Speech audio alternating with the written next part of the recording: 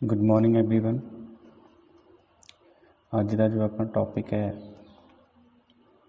System analysis and design दे विच आपां system की हुंदा है, उसके कंपोनेंट्स की हुंदे ने और मोर ओवर उसके constants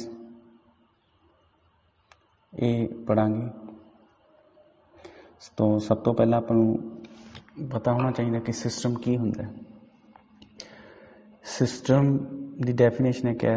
A system is an orderly grouping of interdependent components linked together according to a plan to achieve a specific goal। कहने का भाव की है सिस्टम दे विच एक एंटायर सिस्टम दे विच उसका हर एक पार्ट्स इंटरडिपेंडेंट लिंक्ड होंगे है। जिमें कि सपोज आपां रियल वर्ल्ड की कोई एग्जांपल लैके चलते हैं, जिमें फुटबॉल की टीम दे विच उसके जो प्लेयर होंगे वो सारे एक ग्रुप दे विच एक लिंक्ड होकर चलते हैं कि किहड़ी पोजीशन किहड़े बंदे ने संभालनी है। ठीक है जी। जां फिर आपां किसी कॉलेज की एग्जांपल लैके चल सकते हैं इस दे विच, जां फिर आपां मोर ओवर कंप्यूटर हुंदा जिहड़ा अपना वो एंटायर कंप्यूटर किदां डैस्कटॉप वो अपने CPU नाल अटैच हुंदा है, प्रिंटर अटैच हुंदा है, वो सारे कॉम्बीनेशन दे नाल ही चलदे ने। तो एक सिस्टम बनया हुंदा वो इंटरडिपेंडेंट हुंदे ने एक दूजे ते। अगर एक काम करना बंद कर देगा तो वो जिहड़ा सिस्टम का जो गोल उन्होंने ऑब्जैक्टिव रखा हुंदा माइंड दे विच तो वो फुलफिल नहीं हो सकता। ठीक है जी। बेसिकली ये ग्रीक वर्ड तो लेता गया system which means an organised relationship between any set of components to achieve some common cause और ऑब्जेक्टिव। किसी खास परपज दे लई, किसी खास उद्देश दे लई वो एक दूजे नाल इंटरकनैक्टड हुंदे ने। तो इसी सिस्टम भी अपना सिस्टम की हुंदा है। ये जो टॉपिक है वो सिस्टम एनालिसिस एंड डिजाइन का हिस्सा है। हुण सिस्टम एनालिसिस एंड डिजाइन की है, ये बारे आप थोड़ा जिहा गौर करांगे। A system development is a systematic process which include phases such as planning, analysis, design, deployment and maintenance। सब तो पहला ਆਪਾਂ जे कंप्यूटर एरिया की गल करिए तो कोई भी ऐप्स या कोई भी सॉफ्टवेयर या कोई भी कुछ बनता है तो उसके लिए सब तो पहला एक देखो दो चीज़ां इस दो इनवॉल्व होंदियां ने, एक यूज़र ते एक तुहाडा डिवेलपर। ठीक है जी। अगर तुहाडा सॉफ्टवेयर है वो यूज़र अकॉर्डिंग सैटिस्फाइड नहीं है तो वो तुहानूं अगे जाके प्रॉब्लम क्रिएट कर सकता है। इसलिए की है यूज़र अपनी जो रिक्वायरमेंट्स होंदियां ने वो उस डिवेलपर नूं लिख के दिंदा है, जिन्हों कि SRS बोलते हैं। वो रिक्वायरमेंट अगर फुलफिल होंदियां ने उसे फुलफिल होने दे उत्ते ही डिवेलपर काम करता है। मेन मुद्दा की है ये सिस्टम एनालिसिस एंड डिजाइन का कि कस्टमर सैटिस्फैक्शन, कस्टमर सैटिस्फाइड होवे फिर ही वो सिस्टम चल सकता है प्रॉपर। ठीक है जी। हुण आपां इस दे बारे देखते हैं कि इहदे विच दो चीज़ां जरूरी ने, सिस्टम एनालिसिस एंड डिजाइन। पहला की होएगी तुहाडी रिक्वायरमेंट होएगी, रिक्वायरमेंट गैदरिंग होएगी की आपां नूं लोड़ है। अगर सपोज आपां एक कॉलेज की साइट बनानी है या कॉलेज का कोई ऐप्स बनाना है तो उस लिए आपां नूं एक वाइट पेज ते वाइट पेपर ते एक आपां नूं रिक्वायरमेंट देनी पेगी कि हाँ साडे कोल ये डिपार्टमेंट ने। ठीक है जी। और साडे ये एम्पलॉय ने, इन्हां दी ये एम्पलॉय ने, इन्हां दी ये क्वालिफिकेशन है तो उसका सारा जो सिस्टम होएगा, जो आ स्टूडेंट्स ने वो सारा जिहड़ा डाटा होएगा वो अपने अकॉर्डिंग ही डिवेलपर उस पर डिप्लॉय करेगा। बट मोर ओवर की है इस रिक्वायरमेंट क्लीयर होनी चाहिए। अगर तुहाडी रिक्वायरमेंट क्लीयर नहीं है तो तुहाडा सिस्टम प्रॉपर वर्क नहीं करेगा। हुण देखते हैं सिस्टम एनालिसिस की हुंदा है। It is a process of collecting and interpreting fact, identifying the problem and decomposing of a system into its components. कहने का भाव कि जो तुसी रिक्वायरमेंट है उसनूं की कहते हैं क्रॉस चैक करता है इस विच, आइडेंटिफाइंग द प्रॉब्लम, क्या कोई प्रॉब्लम तो नहीं जो तुहाडी रिक्वायरमेंट दी गई तो जो आप प्लैनिंग लैके चलते हैं उस कोई मिसमैच तो नहीं, उसनूं फरदर डीकंपोज किया जाता है इट्स कंपोनेंट दे विच। System analysis is conducted for the purpose of studying a system or its parts in order to identify its object. Main goal की हुंदा इसदा कि आपां उस खास ऑब्जेक्ट नूं ध्यान विच रख के ही ये सारी प्रोसैस ਚਲਾਉਣੀ ਹੁੰਦੀ ਹੈ। It is a problem solving technique that improve the system and ensure that all the component of the system work efficiently to accomplish their purpose। किस खास पर्पज ਦੇ ਲਈ मतलब कि अगर किसी ਆਪਾਂ ਕਿਸੇ ਡਿਵੈਲਪਰ ਕੰਪਨੀ ਤੋਂ ਆਪਾਂ ਕੋਈ ਸੌਫਟਵੇਅਰ ਜਾਂ ਆਪਾਂ ਕੋਈ ਐਪ ਜਾਂ ਕੋਈ ਆਪਾਂ ਸਾਈਟ ਬਣਾਉਣੀ ਹੈ ਤਾਂ ਉਸ ਦੇ ਲਈ ਸਭ ਤੋਂ ਪਹਿਲਾਂ ਮਸਟ ਹੋਏਗਾ ਤੁਹਾਡੀ ਰਿਕੁਆਇਰਮੈਂਟ ਕਲੀਅਰ ਹੋਣੀ ਚਾਹੀਦੀ ਹੈ। ਠੀਕ ਹੈ ਜੀ। ਨੈਕਸਟ ਆਪਣਾ ਹੈ ਸਿਸਟਮ ਡਿਜ਼ਾਈਨ।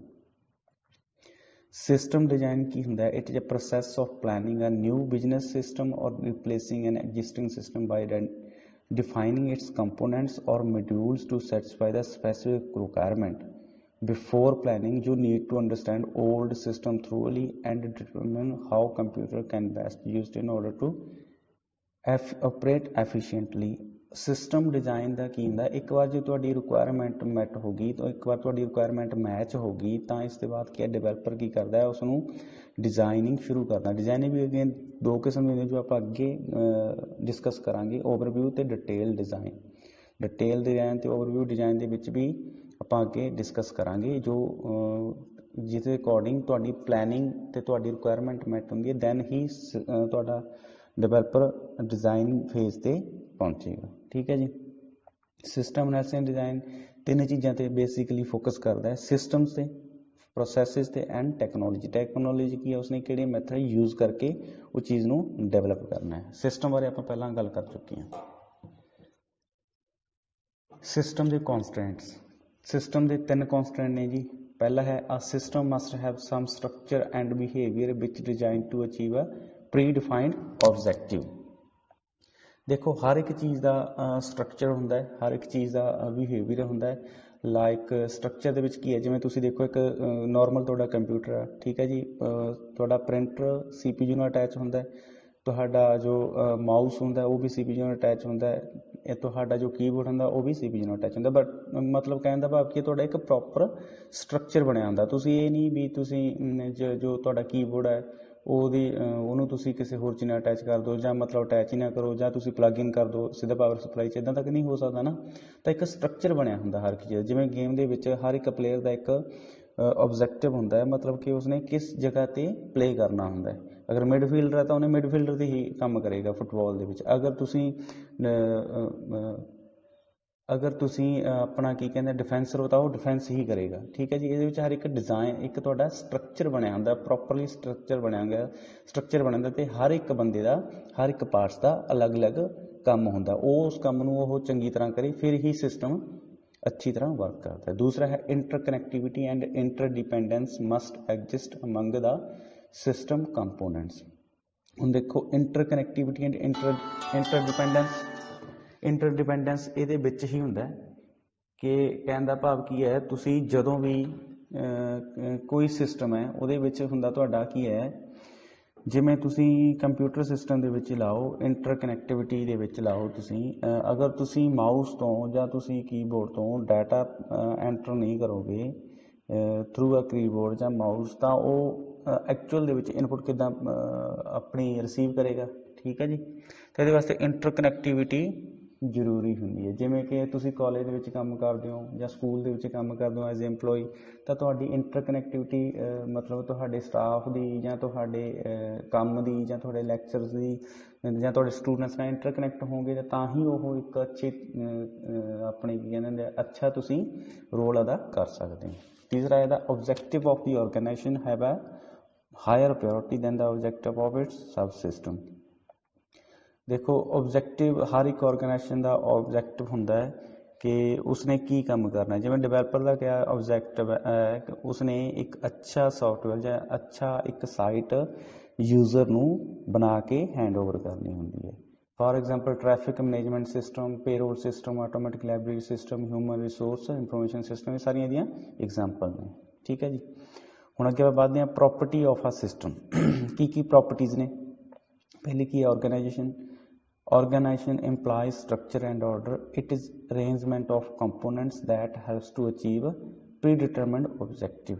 ਹੁਣ देखो कोई भी है एक ऑर्गेनाइजेशन ਦੇ ਵਿੱਚ सपोज ਕਿਸੇ ਆਪਾਂ मार्केटिंग कंपनी ਦੀ ਗੱਲ ਕਰਦੇ ਹਾਂ ਉਹਦੇ ਵਿੱਚ ਕੀ ਹੈ ਤੁਹਾਡੇ फील्ड ਦੇ अफसर भी होणगे ਤੇ ਉਹਦੇ ਤੁਹਾਡੇ ਏਰੀਆ ਦੇ ਵੀ ਅਫਸਰ ਹੋਣਗੇ, ਬ੍ਰਾਂਚ ਮੈਨੇਜਰ ਵੀ ਹੋਏਗਾ ਤੇ ਇੱਕ ਉੱਪਰ ਹੈੱਡ ਮੈਨੇਜਰ ਵੀ ਹੋਏਗਾ। ਮਤਲਬ ਇੱਕ ਹਾਇਰਾਰਕੀ ਬਣੀ ਹੁੰਦੀ ਹੈ, ਇੱਕ ਆਰਗੇਨਾਈਜ਼ ਬਣਿਆ ਹੁੰਦਾ, ਆਰਗੇਨਾਈਜੇਸ਼ਨ ਬਣੀ ਹੁੰਦੀ ਹੈ। ਉਹਨਾਂ ਦਾ ਇੱਕ ਕਾਮਨ ਗੋਲ ਹੁੰਦਾ ਹੈ ਕਿ ਆਪਾਂ ਕੰਪਨੀ ਨੂੰ ਕਿੱਦਾਂ ਪ੍ਰਮੋਟ ਕਰੀਏ ਤੇ ਤਾਂ ਕਿ ਕੰਪਨੀ ਅੱਛੀ ਤਰ੍ਹਾਂ ਅਰਨ ਕਰ ਸਕੇ ਤੇ ਕੰਪਨੀ ਸਟੈਂਡ ਹੋ ਸਕੇ। ਉਹੀ ਚੀਜ਼ ਇਸ ਦੇ ਵਿੱਚ ਹੁੰਦੀ ਹੈ, ਸਿਸਟਮ ਦੇ ਵਿੱਚ ਹੁੰਦੀ ਹੈ। ਠੀਕ ਹੈ ਜੀ। ਦੂਸਰਾ ਹੈਗਾ interaction. It is defined by the manner in which the component operate with each other. For example, in organizing, purchasing department must interact with the production department and payroll with the personal department. ਹੁਣ ਇਹਦੇ ਵਿੱਚ ਕੀ ਹੈ, interaction ਜ਼ਰੂਰੀ ਹੋਣਾ possible ਹੈ ਤੁਹਾਡਾ system ਦੇ ਵਿੱਚ। ਇੰਟਰੈਕਸ਼ਨ ਦੇ ਵਿੱਚ ਜਿਵੇਂ ਮੈਂ ਪਹਿਲਾਂ ਹੀ ਗੱਲ ਕੀਤੀ ਸੀ ਕਿ ਹਰ ਇੱਕ ਪਲੇਅਰ ਦਾ ਇੱਕ ਰੋਲ ਹੁੰਦਾ ਹੈ। ਠੀਕ ਹੈ ਜੀ। ਤੇ ਉਹ ਦੂਜੇ ਪਲੇਅਰ ਨਾਲ ਲਿੰਕਡ ਹੁੰਦਾ ਵੀ ਕਿਹੜੇ ਪਲੇਅਰ ਨੇ ਕਿੱਥੇ ਕਿੰਨਾ ਤੇ ਕਦੋਂ ਪਾਸ ਕਰਨਾ। ਹੁਣ ਉਹੀ ਸਿਸਟਮ, ਉਹੀ ਚੀਜ਼ ਤੁਹਾਡੀ ਸਿਸਟਮ ਦੇ ਵਿੱਚ ਹੈ। ਕੀ ਇੰਟਰੈਕਟ ਹੁੰਦਾ ਤੁਹਾਡੇ ਸਿਸਟਮ ਦੇ ਨਾਲ, ਕਿੱਦਾਂ ਡਿਵੈਲਪਰ ਨੇ ਟਾਈਮ ਟੂ ਟਾਈਮ ਯੂਜ਼ਰ ਨਾਲ ਇੰਟਰੈਕਟ ਰਹਿਣਾ ਹੁੰਦਾ, ਕਿਆ ਉਸ ਦੀਆਂ ਨੀਡਸ ਜਿਹੜੀਆਂ ਹੁੰਦੀਆਂ ਨੇ, ਉਹਦੀਆਂ ਜਿਹੜੀਆਂ ਰਿਕੁਆਇਰਮੈਂਟਸ ਜਿਹੜੀਆਂ ਹੁੰਦੀਆਂ ਨੇ, ਤਾਂ ਜੋ ਉਹਨਾਂ ਨੂੰ ਫੁੱਲਫਿਲ ਕੀਤਾ ਜਾ ਸਕੇ। ਨੈਕਸਟ ਹੈਗਾ ਜੀ ਇੰਟਰਡਿਪੈਂਡੈਂਸ। Interdependence means how the components of a system depend on one another. For proper functioning, the components are coordinated and linked together according to a specified plan. The output of a subsystem is required by other subsystem as input. Interdependence ਕੀ ਹੈ, ਉਹ ਇੱਕ ਦੂਜੇ ਤੇ ਇੰਟਰਡਿਪੈਂਡੈਂਟ ਹੁੰਦੇ ਆ। ਜਿਵੇਂ ਆਪਾਂ example ਲੈਤੀ ਸੀ computer ਦੀ। ਠੀਕ ਹੈ ਜੀ। ਇਕੱਲਾ CPU ਕੁਛ ਨਹੀਂ ਕਰ ਸਕਦਾ। ਠੀਕ ਹੈ ਜੀ। ਇੱਕ ਸਟਰਕਚਰ ਬਣਿਆ ਹੁੰਦਾ, ਇੱਕ ਪ੍ਰੋਪਰ ਸਟਰਕਚਰ ਬਣਿਆ ਹੁੰਦਾ ਤੁਹਾਡਾ। ਉਸ ਦੇ ਵਿੱਚ ਕੀ ਹੈ, ਤੁਹਾਡਾ ਕੀਬੋਰਡ, ਮਾਊਸ, ਡੈਸਕਟਾਪ। ਠੀਕ ਹੈ ਜੀ। ਇਹ ਸਾਰੇ ਇੰਟਰਕਨੈਕਟ ਹੁੰਦੇ ਆ ਤਾਂ ਜੋ ਤੁਸੀਂ ਉਸ ਚੀਜ਼ ਨੂੰ ਕੀ ਕਰ ਸਕੋ, ਤੁਹਾਡਾ ਸਿਸਟਮ ਇੱਕ ਅੱਛੀ ਤਰ੍ਹਾਂ ਪ੍ਰੋਪਰ ਵਰਕ ਕਰ ਸਕੇ। Integration is concerned with how a system components are connected together. It means the parts of a system work together within the system even if each part perform a unique function. ਦੇਖੋ ਹਰੇਕ part ਦਾ unique function ਹੁੰਦਾ ਹੈ। ਦੇਖੋ like ਜਿਵੇਂ ਤੁਸੀਂ keyboard ਹੈ, ਉਹਦੇ ਵਿੱਚ ਕੀ ਹੈ, ਤੁਸੀਂ ਡਾਟਾ ਐਂਟਰ ਕਰੋਗੇ। ਠੀਕ ਹੈ। ਪ੍ਰਿੰਟਰ ਕੀ ਹੈ, ਉਹ ਤੁਹਾਨੂੰ ਆਊਟਪੁੱਟ ਪ੍ਰਿੰਟ ਕਰਾਏਗਾ। ਠੀਕ ਹੈ। ਡੈਸਕਟਾਪ 'ਤੇ ਤੁਸੀਂ ਡਿਸਪਲੇ ਆਪਣਾ ਤੁਹਾਡਾ ਆਊਟਪੁੱਟ ਤੁਸੀਂ ਦੇਖ ਸਕੋਗੇ। ਤਾਂ ਹਰ ਇੱਕ ਪਾਰਟ ਦਾ, ਹਰ ਇੱਕ ਸਿਸਟਮ ਦੇ ਵਿੱਚ ਪਾਰਟ ਦਾ ਅਲੱਗ-ਅਲੱਗ ਰੋਲ ਹੁੰਦਾ ਜੋ ਕਿ ਉਹ ਇੱਕ ਦੂਜੇ ਨਾਲ ਜੁੜ ਕੇ ਹੀ ਬਣਾ ਸਕਦੇ ਨੇ। ਜਿਵੇਂ ਕਿ ਆਪਾਂ ਮਾਰਕੀਟਿੰਗ ਕੰਪਨੀ ਦੀ ਗੱਲ ਕਰੀਏ ਤਾਂ ਤੁਹਾਡਾ ਜੋ ਤੁਸੀਂ EMPLOYE ਹੁੰਦੇ ਹੋ ਉਸ ਦੇ ਵਿੱਚ ਉਹ ਤੁਸੀਂ ਫਰਦਰ ਏਰੀਆ ਮੈਨੇਜਰ ਨਾਲ ਲਿੰਕਡ ਹੁੰਦੇ ਹੋ, ਫਿਰ ਅੱਗੇ ਬ੍ਰਾਂਚ ਮੈਨੇਜਰ, ਫਿਰ ਮੈਨੇਜਰ, ਮਤਲਬ ਸਾਰਿਆਂ ਦਾ ਨਾਲ ਤੁਸੀਂ ਇੱਕ ਦੂਜੇ ਨਾਲ ਇੰਟੀਗ੍ਰੇਟ ਹੋ ਕੇ ਕੰਮ ਕਰਦੇ ਹੋ ਤਾਂ ਜੋ ਤੁਹਾਡਾ ਇੱਕ ਜੋ ਕਾਮਨ ਆਬਜੈਕਟਿਵ ਗੋਲ ਹੁੰਦਾ ਉਸ ਨੂੰ ਤੁਸੀਂ ਅਚੀਵ ਕਰ ਸਕੋ। ਠੀਕ ਹੈ ਜੀ। ਸੈਂਟਰਲ ਆਬਜੈਕਟਿਵ ਮੈਂ ਪਹਿਲਾਂ ਗੱਲ ਕਰ ਚੁੱਕੇ ਹਾਂ ਕਿ ਹਰ ਇੱਕ ਸਿਸਟਮ ਦਾ, ਹਰ ਇੱਕ ਆਰਗੇਨਾਈਜੇਸ਼ਨ ਦਾ ਇੱਕ ਸੈਂਟਰਲ ਆਬਜੈਕਟਿਵ ਹੁੰਦਾ ਕਿ ਕਿੱਦਾਂ ਆਪਾਂ ਸਿਸਟਮ ਨੂੰ ਜਾਂ ਕਿੱਦਾਂ ਆਪਾਂ ਕੰਪਨੀ ਨੂੰ ਜਾਂ ਕਿੱਦਾਂ ਆਪਾਂ ਪੂਰੀ ਇੰਟਾਇਰ ਆਰਗੇਨਾਈਜੇਸ਼ਨ ਨੂੰ ਸਕਸੈਸਫੁਲ ਬਣਾ ਸਕੀਏ। ਤਾਂ ਉਹੀ ਸਿਸਟਮ, ਤਾਂ ਉਹੀ ਪਲਾਨ, ਉਹੀ ਸਾਰਾ ਕੁਝ ਤੁਹਾਡੇ ਇਸ ਸਿਸਟਮ ਦੇ ਵਿੱਚ ਵੀ ਹੁੰਦਾ, ਸਿਸਟਮ ਐਂਡ ਡਿਜ਼ਾਈਨ ਦੇ ਵਿੱਚ ਵੀ ਹੁੰਦਾ ਤਾਂ ਕਿ ਤੁਸੀਂ ਇੱਕ ਅੱਛਾ ਸਿਸਟਮ ਬਣਾ ਸਕੋ, ਅੱਛਾ ਸਿਸਟਮ ਦੇ ਨਾਲ ਤੁਸੀਂ ਉਸ ਨੂੰ ਚਲਾ ਸਕੋ। ਇਹ ਤੁਹਾਡਾ ਸਾਰਾ ਕੁਝ ਧਿਆਨ ਦੇ ਵਿੱਚ ਰੱਖ ਕੇ ਹੀ ਡਿਵੈਲਪਰ ਅੱਗੇ ਵੱਧਦਾ। ਠੀਕ ਹੈ ਜੀ। ਹੁਣ ਆਪਾਂ ਦੇਖਦੇ ਹਾਂ ਐਲੀਮੈਂਟ ਆਫ ਸਿਸਟਮ। ਹੁਣ ਐਲੀਮੈਂਟ ਕਿਹੜੇ ਕਿਹੜੇ ਨੇ ਦੇਖੋ ਜੀ, ਆਪਾਂ ਡਾਇਗਰਾਮ ਦੇ ਵਿੱਚ ਦੇਖ ਰਹੇ ਹਾਂ। ਜਿਵੇਂ ਕਿ ਇਨਪੁਟ ਹੋ ਗਿਆ ਤੁਹਾਡਾ, ਪਹਿਲਾਂ ਆਪਾਂ ਇਨਪੁਟ ਹੈ, ਇਸ ਤੋਂ ਬਾਅਦ ਪ੍ਰੋਸੈਸਰ, ਆਊਟਪੁੱਟ ਐਂਡ ਫੀਡਬੈਕ। ਪਹਿਲਾ ਕਿ ਆਊਟਪੁੱਟ ਐਂਡ ਇਨਪੁੱਟ। ਦਾ main aim of system is to produce an useful for its user. Input are the information that ensure into the system for processing. ਇਹਦੇ ਵਿੱਚ ਕੀ ਹੁੰਦਾ, ਤੁਹਾਡਾ ਹਰ ਇੱਕ ਸਿਸਟਮ ਦੇ ਲਈ ਤੁਹਾਡਾ ਇੱਕ ਇਨਪੁਟ ਤੇ ਆਊਟਪੁੱਟ ਜੋ ਫੰਕਸ਼ਨੈਲਿਟੀ ਹੁੰਦੀ ਹੈ ਉਹ ਜ਼ਰੂਰੀ ਹੁੰਦੀ ਹੈ। ਇਨਪੁੱਟ ਆਰ ਦਾ ਇਨਫੋਰਮੇਸ਼ਨ ਦੈਟ ਐਂਟਰ, ਜਿਹੜੀ ਕਿ ਤੁਸੀਂ ਇਨਫੋਰਮੇਸ਼ਨ ਐਂਟਰ ਕਰਦੇ ਹੋ ਫਾਰ ਪ੍ਰੋਸੈਸਿੰਗ ਵਾਸਤੇ। ਆਊਟਪੁੱਟ ਕੀ ਹੈ, ਤੁਹਾਡੀ ਆਊਟਕਮ ਫਾਰ ਆਫਟਰ ਪ੍ਰੋਸੈਸਿੰਗ ਤੋਂ ਬਾਅਦ ਜਿਹੜੀ ਤੁਹਾਨੂੰ ਆਊਟਪੁੱਟ ਮਿਲਦੀ ਹੈ। ਠੀਕ ਹੈ ਜੀ। ਪ੍ਰੋਸੈਸਰ ਆ ਗਿਆ। The processor is the element of a system that involve actual transformation of input into output.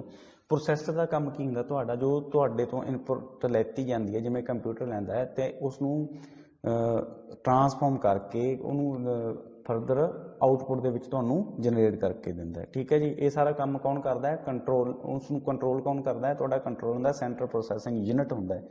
ਉਹੀ ਸਿਸਟਮ ਤੁਹਾਡਾ ਸੌਫਟਵੇਅਰ ਐਪਲੀਕੇਸ਼ਨ ਦੇ ਵਿੱਚ ਜਾਂ ਤੁਹਾਡਾ ਸਿਸਟਮ ਡਿਜ਼ਾਈਨ ਦੇ ਵਿੱਚ ਫੁੱਲਫਿਲ ਹੁੰਦਾ। ਕੰਟਰੋਲ ਦੀ ਪਹਿਲਾਂ ਗੱਲ ਕਰ ਚੁੱਕੇ ਹਾਂ ਕਿ ਸਾਰਾ ਇੰਟਾਇਰ ਸਿਸਟਮ ਨੂੰ ਕਿੱਦਾਂ ਕੰਟਰੋਲ ਕਰਨਾ, ਉਹ ਸਾਰਾ ਕੰਟਰੋਲਰ ਤੁਹਾਡਾ ਕੰਟਰੋਲ CPU ਕਰਦਾ। ਠੀਕ ਹੈ। ਇਹ ਡਿਸੀਜਨ ਮੇਕਿੰਗ ਸਬ ਸਿਸਟਮ, ਇਹ ਤੁਹਾਡੇ ਸਾਰੇ ਹੀ एक सिस्टम के हिस्से के रूप में काम करते हैं। नैक्सट है feedback.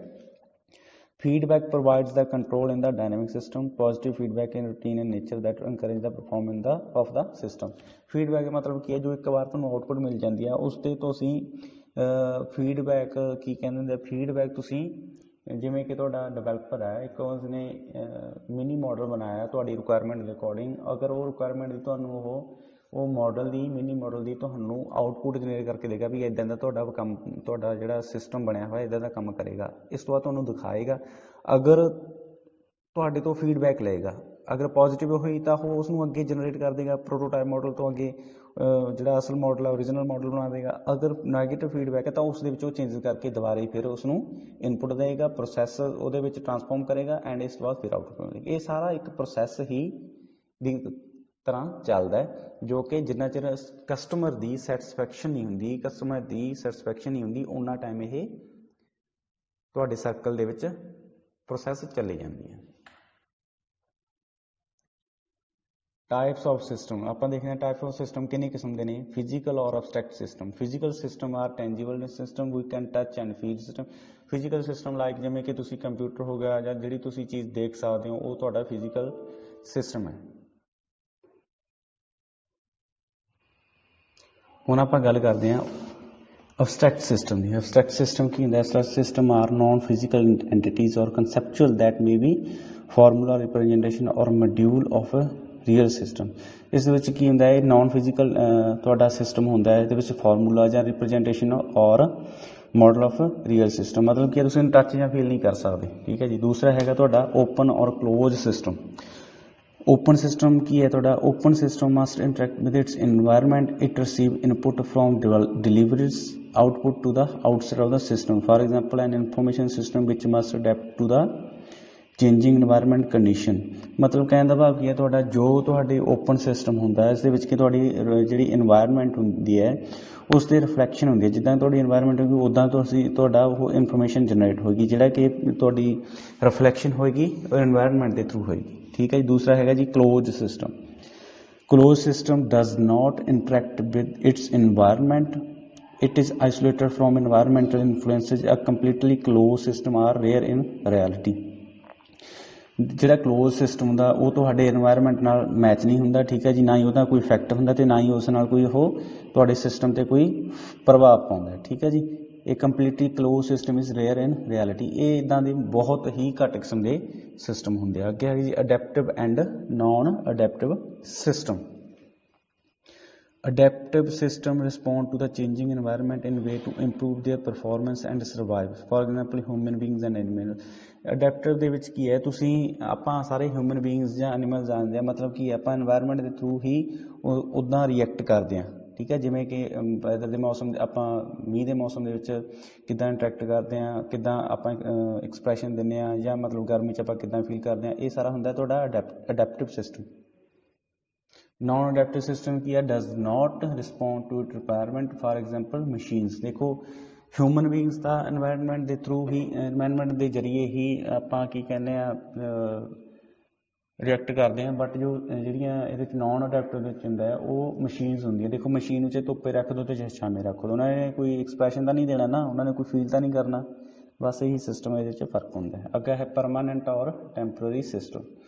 Permanent system persist for long time for example business policies. देखो परमानेंट सिस्टम की होंगे ये लंबे समय लिए होंगे जिमें कि तुहाडा बिजनेस पॉलिसीज होंगे जिमें आप कोई बिजनेस स्टार्ट करना तो आप लंबे समय के लिए ही उस बिजनेस पॉलिसी में ध्यान च रख के बिजनेस शुरू कर दें तां जो अपना बिजनेस एक लंबे समय लिए चल सके। ਜਾਂ फिर कंपनीज के पॉलिसीज होंगे जिहड़ियां कंपनीज कहंदियां ने भी असीं लॉन्ग टाइम इन्वेस्टमेंट करनी तो लॉन्ग टाइम सानू बेनिफिट मिले। टैंपरेरी सिस्टम की होंगे temporary system is made for specified time and after they are demolished. For example DJ system is set for a program. देखो टैंपरेरी सिस्टम की है इन्होंने एग्जांपल दी है डीजे सिस्टम की। देखो आप डीजे सिस्टम नू कुछ खास समय के लिए चलाने जो अपना परपज खत्म हो जाता उसनू आप बंद कर दें कि टैंपरेरी सिस्टम है ना किसी खास टाइम के लिए आप चलाने तो टैंपरेरी है। अगे है तुहाडा नैचुरल और manufactured system. Natural system are created by the nature for example solar system seasonal system ठीक है जी।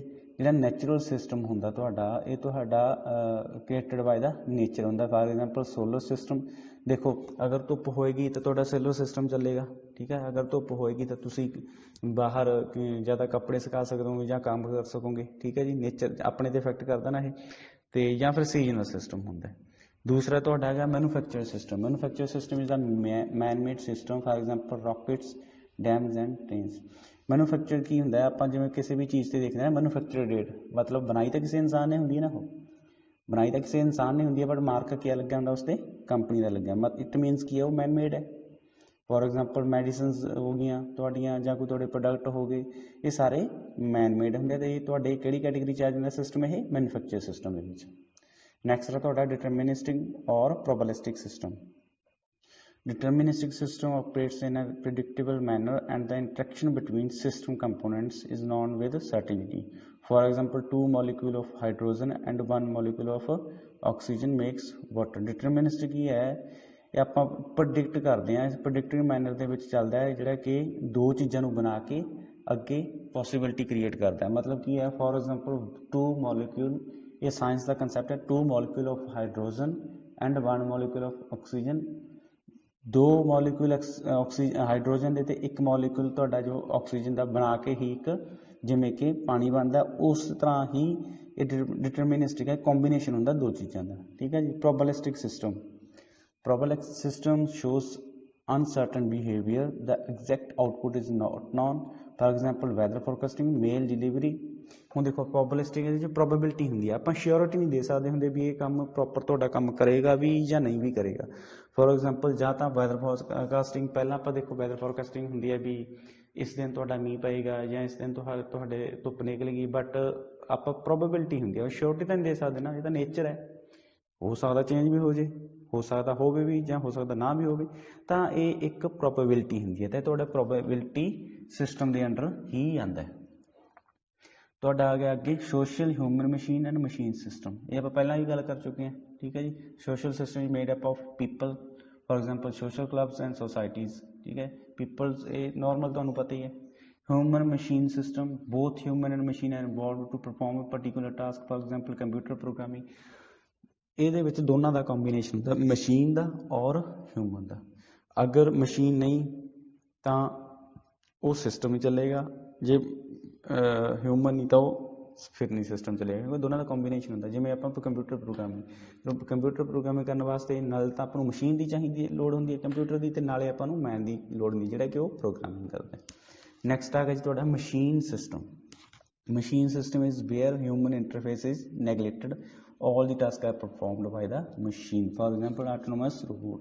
ਇਹਦੇ ਵਿੱਚ ਮਸ਼ੀਨ ਸਿਸਟਮ ਦੇ ਵਿੱਚ ਕੀ ਅੱਜ ਕੱਲ੍ਹ ਤੁਸੀਂ ਦੇਖਦੇ ਹੋ AI ਸਿਸਟਮ ਚੱਲ ਰਹੇ ਨੇ ਕੰਪਨੀਜ਼ 'ਤੇ ਬਹੁਤ ਜਗ੍ਹਾ, ਜਿੱਥੇ ਕਿ ਮੈਨ ਦੀ ਲੋੜ ਹੀ ਨਹੀਂ ਹੁੰਦੀ, ਹਿਊਮਨ ਬੀਇੰਗ ਦੀ ਲੋੜ ਹੀ ਨਹੀਂ ਹੁੰਦੀ। ਉਹ ਮਸ਼ੀਨ ਨੂੰ ਹੀ ਪਹਿਲਾਂ ਪ੍ਰੀ ਡਿਫਾਈਨਡ ਹੀ ਇੰਸਟਰਕਸ਼ਨ ਅਸਾਈਨ ਕੀਤੀਆਂ ਹੁੰਦੀਆਂ ਨੇ, ਉਹਨੂੰ ਪ੍ਰੋਗਰਾਮ ਦੇ ਥਰੂ ਇੱਕ ਰੋਬੋਟ ਬਣਾਇਆ ਹੁੰਦਾ ਤਾਂ ਜੋ ਉਹ ਜਿਹੜਾ ਵੀ ਕੰਮ ਹੈ ਉਹ ਵਿਦਾਊਟ ਹਿਊਮਨ ਦੇ ਕਰ ਸਕੇ। ਬਹੁਤ ਸਾਰੀਆਂ ਕੰਪਨੀਆਂ ਇੱਦਾਂ ਦਾ ਕੰਮ ਕਰਦੀਆਂ ਨੇ, ਮੈਨੂਫੈਕਚਰਿੰਗ ਕੰਪਨੀਆਂ, ਜਿਵੇਂ ਕਾਰਸ ਦੀਆਂ ਬਹੁਤ ਸਾਰੀਆਂ ਮੈਨੂਫੈਕਚਰਿੰਗ ਕੰਪਨੀਆਂ ਇੱਦਾਂ ਦਾ ਕੰਮ ਕਰਦੀਆਂ, ਜਿੱਦਾਂ ਕਿ BMW ਹੋ ਗਈ, ਜਿਹੜੀਆਂ ਹਾਈ ਰੇਂਜਸ ਦੀਆਂ ਤੁਹਾਡੀ ਕੰਪਨੀਜ਼ ਹੁੰਦੀਆਂ, ਉਹ ਉੱਥੇ ਇਹ ਰੋਬੋਟ ਦੁਆਰਾ ਕੰਮ ਕਰਾਇਆ ਜਾਂਦਾ ਹੈ। ਰੋਬੋਟ ਦੁਆਰਾ ਕੰਮ ਕਰਾਉਣਾ ਜਾਂ ਇਹ ਜਿਹੜਾ ਸਿਸਟਮ ਹੁੰਦਾ AI ਦਾ ਸਿਸਟਮ ਹੁੰਦਾ ਹੈ, ਇਹ ਕਾਫੀ ਜ਼ਿਆਦਾ ਕੋਸਟਲੀ ਹੁੰਦਾ ਹੈ। ਕਾਫੀ ਸਾਰੀਆਂ ਵੱਡੀਆਂ ਕੰਪਨੀਆਂ ਇਸ ਉੱਤੇ ਇਨਵੈਸਟ ਕਰਦੀਆਂ ਅਤੇ ਕੰਮ ਕਰਾਉਂਦੀਆਂ ਨੇ।